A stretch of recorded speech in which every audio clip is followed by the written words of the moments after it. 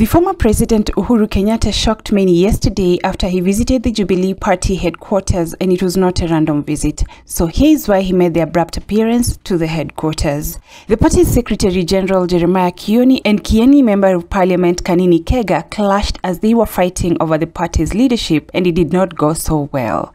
Kanini Kega and his supporters went to the Jubilee offices, and from the videos making rounds, they threw stones and other objects to the building, drawing public attention, and it did not end too well, as police officers were called to intervene. And at that same time, Uhuru Kenyatta made his way to the premises and angrily asked the police to leave them alone, as they can handle their party issues by themselves.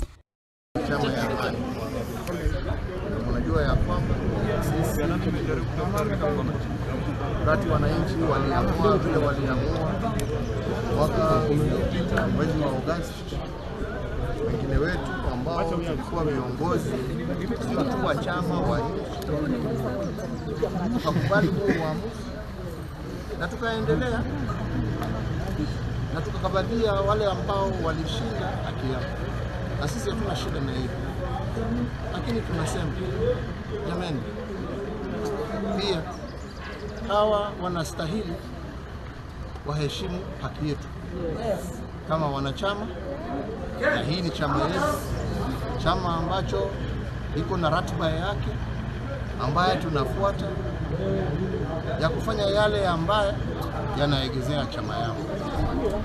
Kuja kupiga kijana kama huyu amepigwa kumuumiza, jameni, kijana ambaye hana shida isipokuwa kulinda haki yake, na polisi wanasimamia watu wakipiga mali ya mtu, kwa sababu hata hii sio nyumba yetu, hii tumekodesha jamii, hii ni mali ya wengine. Kuna majirani mnawatupia tia gas ndio mchukue nyumba kwa nguvu. Hiyo sio haki, hiyo sio sheria. Mimi nawauliza maofisa wetu wa polisi, jameni, fuateni haki. Na tumewaona sasa mara mingi sasa mkienda barabara ya kukosa kufuata haki. Tendeni haki. Muliapa ya kwamba mutailinda nchi, mutailinda wananchi na mutalinda katiba. Tafadhali fanyeni hivyo na msikubali kutumiwa vibaya. Na waomba kwa heshima, kwa sababu mkitumiwa vibaya mwaelekea sasa kuja kuharibu.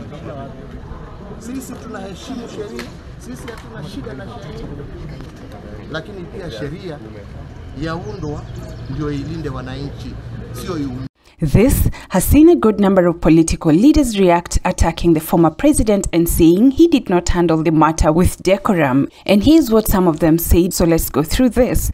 Aden Duale, the Minister for Defense, said this, and I quote, "It's appalling the depths the former president has fallen to the extent he rudely castigates police officers on official duty, protecting life and property. It is despicable to see a former president who, after having served 2 full terms, reduced the stature by fighting over a shell of a party that presided over misrule, wanton, looting of public coffers, and extrajudicial killings during the infamous rogue handshake regime.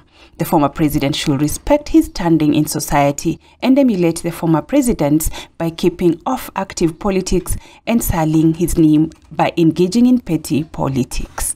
The aggrieved minister goes ahead to say, as it is now, Jubilee, as we know, is a pale shadow of its former self. It's disconcerting, as it is ironic that Uhuru is scoffing at police officers while pretending to be imploring on them to keep peace. It's a worst-kept secret that Uhuru and his bitter cabal are sponsors of violent protests and undermine the government of Kenya Kwanza and His Excellency William Ruto. Uhuru and his opposition leaders should give President Ruto a break from anarchism and rebuild the battered economy crippled under his watch during the handshake regime. And the quote ends at that. We are yet to know whether the advice from Honorable Duale will be meaningful in any manner to former President Uhuru Kenyatta. So Mike Sonko joined in as well, and this is what Sonko has said. Uhuru Kenyatta today warned the police not to be used by government to harass people. He should be very ashamed, amesahau how he used the same police to charge me with framed up terrorism charges. He's forgetting how he used DCI to intimidate, harass and arrest DP Gachagua in front of his family. He is forgetting how he used the same police against people including his close buddies, close to His Excellency Ruto.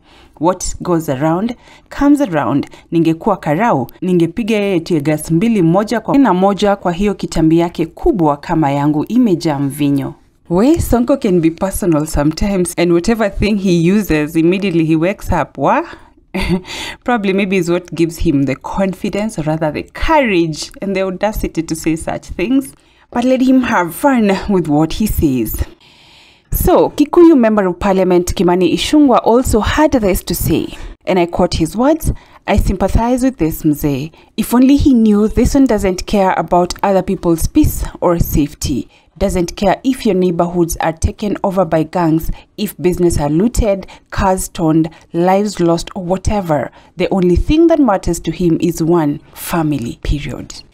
And this comment from Kimani Ichung'wah is a caption to a video of a man speaking to the former president Uhuru Kenyatta, asking him to move the headquarters of the Jubilee offices to a different location because of the nuisance caused due to the frequent fights of the party leaders. You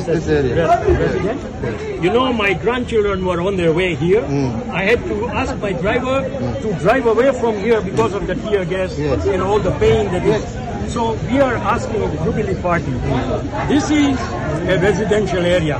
Please, naomba kwa heshima, my former president, please move this party from here to Kodali. By the way, ndio nasikia nikisema, unajua hata hii nyumba sio nyumba ya Jubilee.